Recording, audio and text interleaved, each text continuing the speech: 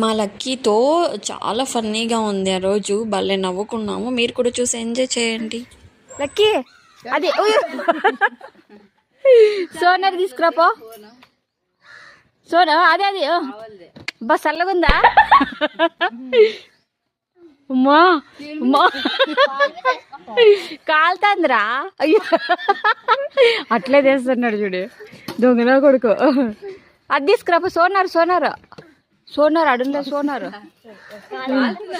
అట్లే దొంగన కొడుకు రమేష్ కొడుక ఇంకా.